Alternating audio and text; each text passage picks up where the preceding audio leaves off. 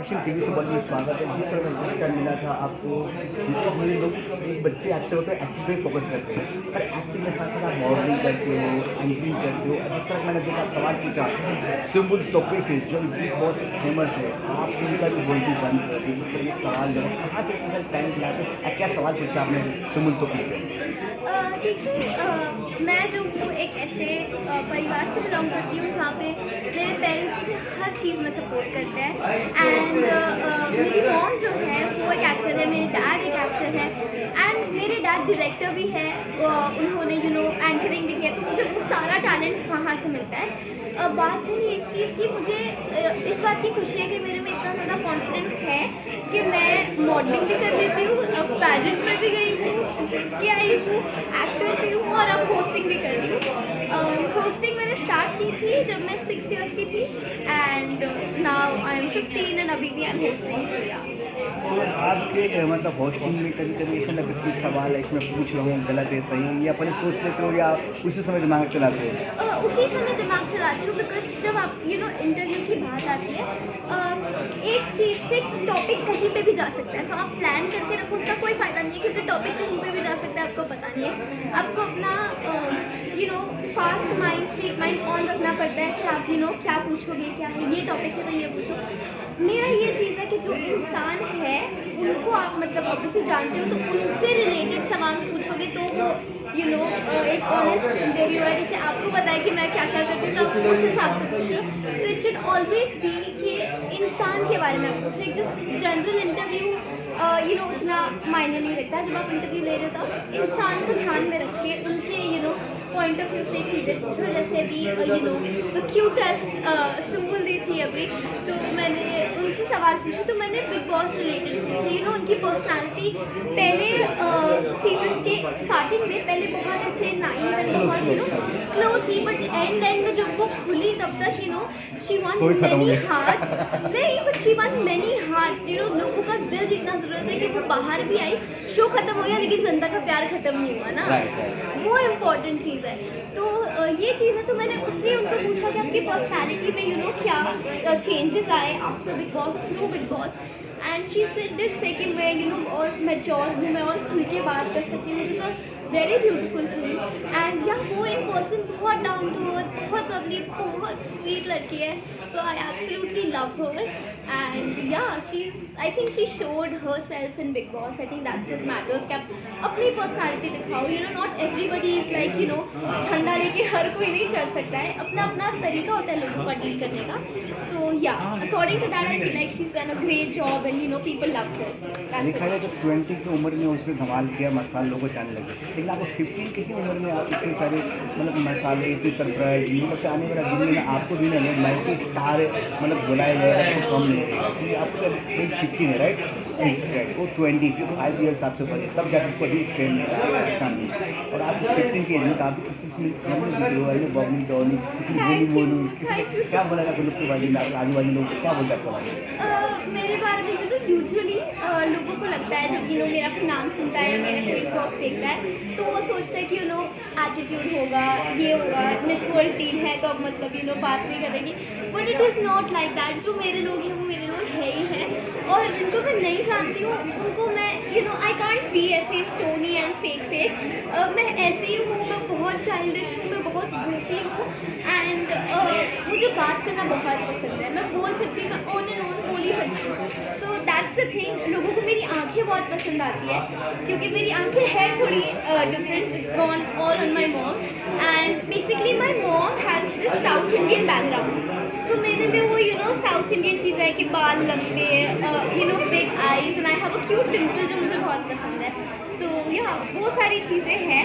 And ये तो God का मतलब बहुत ही बड़ा गिफ्ट है, लुक्स वाइज भी, पर्सनालिटी वाइज भी। And I am very happy कि I have a nice heart. एक अच्छा दिल होना ना बहुत ज़रूरी होता है, बहुत कम होता है आजकल लोगों में। सो वो आई एम वेरी हैप्पी।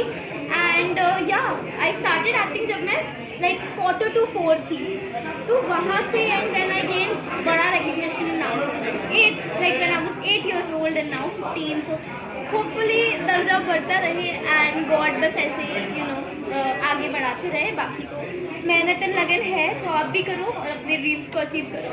देखा हमारे जैसा आपने इवेंट शुरू किया, आपने बोले जैसे गणपति बप्पा बोला, आपने बोलिया, सब लोग जोश के साथ ताली बजाए और आपको भी एनर्जी बन गया आपको, और इतना कॉन्फिडेंस से आपने मतलब लोगों को अट्रैक्शन किया अपने बातों से। ये मतलब पहली बार की सिर्फ वाली गणपति बप्पा बोल गया एनर्जी के साथ। नहीं, ये जो चीज़ें हैं ना बेसिकली जब मीडिया इवेंट होती है बहुत कमोशन होता है, बहुत सारी चीज़ें होती है, किसी को माइक रखना होता है, किसी का माइक सेट नहीं होता है, किसी को लाइटिंग चाहिए, किसी को कोई एंगल नहीं मिल रहा है, कोई बीच में आ रहा है, बहुत कमोशन होता है। सो जस्ट सो दैट कि एक क्लियर हो जाए चीज़ एंड एक सबका अटेंशन मेरी तरफ आ जाए before we start. And God का नाम लेना तो अच्छा ही होता है ऑलवेज, कोई भी शुभ काम से पहले।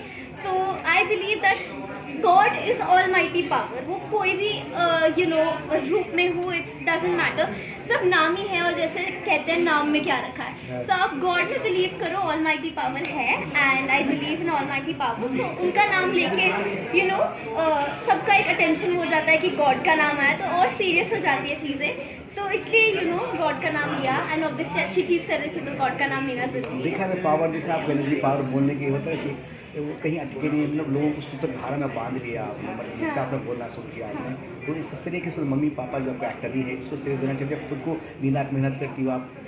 मॉम डैड सबसे पहले, क्योंकि ऑनेस्टली ये आइडिया मुझे मेरे मॉम ने दिया था कि एक तो मैं ये चीज़ करती हूँ बट मैं दिल में बोलती हूँ कि गॉड को याद करके फिर I start any thing that I do. But ये मॉम का आइडिया था कि इट्स बेटर कि आप सबको साथ में लेके अगर सब एक साथ गॉड को याद करें तो अलग एनर्जी क्रिएट करती है कि एक ही जगह पे इतने सारे लोग गॉड को याद करते हैं तो गॉड का भी ध्यान जाता है कि हाँ भाई क्या हो रहा है, सबने एक साथ ही बुलाया। So that kind of thing.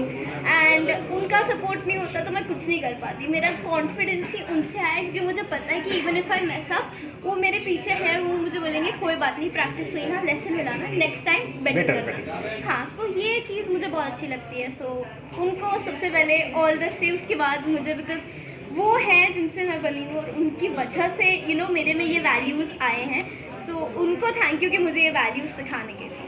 देखा जाए तो आप एक बहुत बड़ा बॉलीवुड में टीवी में एक मैसेज भी दे रहे हो कि देखो हम एक छोटी मतलब ये नहीं रखा, हमारा टैलेंट बोलता है, आपका भी टैलेंट बोल रहा है। जिस तरह आपने किए एक मैसेज भी जाएगा, हर कुंभ में भी जाएगा। देखो एक बच्ची है जो अपना एक अलग मार्क बनाया, मतलब एक अलग मार्गदर्शन बनाया कि लोगों को एकता में जोड़ते हैं। आप जो एक बात से जोड़ते भी हो ना, एक एकता में जोड़ते हैं आपने, तो आप में एक पता धीरे धीरे आप एक श्रेय जाएगा आपने कि एक ऐसे ऐसे है जो ऐसे करके वो एनरोलमेंट करते हैं। जी, तो उम्मीद करते हैं आपको पूरा नाम के साथ साथ ताकि दुनिया वाला आपको जाने, नाम के साथ किसी बॉलीवुड की दर्शकों क्या बोलना चाहते हैं? मैं टीवीसी बॉलीवुड को ये बोलना चाहूँगी कि आप और अच्छे अच्छे काम करते रहो, इनको हर जगह भेजो, सबके अच्छे अच्छे इंटरव्यूज़ लेते हैं। एंड या मैं ये बोलना चाहूँगी कि एक मीडिया को सब लोग क्रिटिसाइज़ करते हैं बहुत कि आपने ये कर दिया, मीडिया इतना इन्वेसिव है, मीडिया ये मीडिया वो। आपकी जब इवेंट होती है तब आप भी मीडिया को ही बुलाते हो, आप एयरपोर्ट पे भी जाते हो तो आप मीडिया को ही बुलाते हो, तो आप उसके लिए उनको थैंक यू बोला करो। पहली चीज़ तो उनको बहुत मेहनत करते हैं, वो बारिश हो धूप हो कुछ भी हो वो बहुत मेहनत करते हैं, दिन रात मेहनत करते हैं। कितनी बार ऐसा होता है कि पानी नहीं होता है, खाना नहीं होता है, उनको भूख लगी है बट वो रुके हैं कि अभी कोई स्टार आएगा तो पहले जाके उनको कवर किया जाए। तो उनको बहुत बड़ा श्रेय जाता है। अगर मीडिया नहीं होता तो बॉलीवुड में जीजी हडीड ने क्या बना वो भी आपको पता नहीं चल पाता। तो आपकी फैशन इंडस्ट्री भी it all depends on media. So आपको सबसे पहले मीडिया को थैंक यू कहना चाहिए, इतना क्रिटिसाइज मत किया करो उनको, वो बहुत प्यारे लोग हैं और आपकी तरह वो भी बहुत मेहनत करते हैं। सो या वो एक मैसेज सबके लिए। एंड दूसरी चीज़, stay true to your work, stay true to yourself and बस काम करते जाओ, फल आपको मिलेगा। हाय, मैं हूँ आपकी raining miss world team and मैं एक्टर भी हूँ, मॉडल भी हूँ, होस्ट भी हूँ एंड या मैं अभी टीवीसी बॉलीवुड में हूँ, तो देखते रहिए टीवीसी बॉलीवुड।